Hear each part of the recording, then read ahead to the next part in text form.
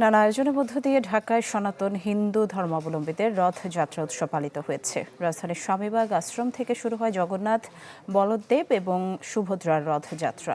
এটি জয়কালী মন্দির হয়ে শাপলা চত্বরে আসে, তারপর পল্টন মোড়, সচিবালয়, মেট্রো স্টেশন, জাতীয় প্রেসক্লাব, হাইকোর্ট, দোয়েল চত্বর, শহীদ মিনার এবং পলাশীর মোড় হয়ে ঢাকেশ্বরী জাতীয় মন্দিরে গিয়ে শেষ হয়।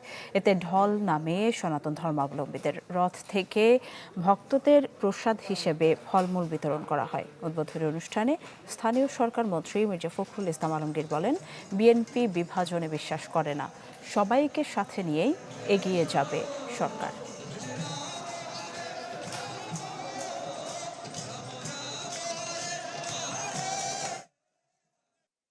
যে আমরা ধর্মীয় ভাবে কোনো বিভাজন সৃষ্টি করতে চাই না, আমরা সকলকে নিয়ে কাজ করে সামনের দিকে এগিয়ে যেতে চাই।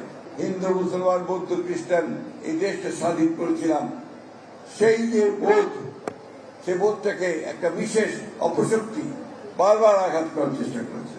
আজকেও সেটা একটু আছে। এখানে আমাদের সকলকে এক হতে হবে। বাংলা কিউআর, যেখানে নগদ পেমেন্ট সেখানে।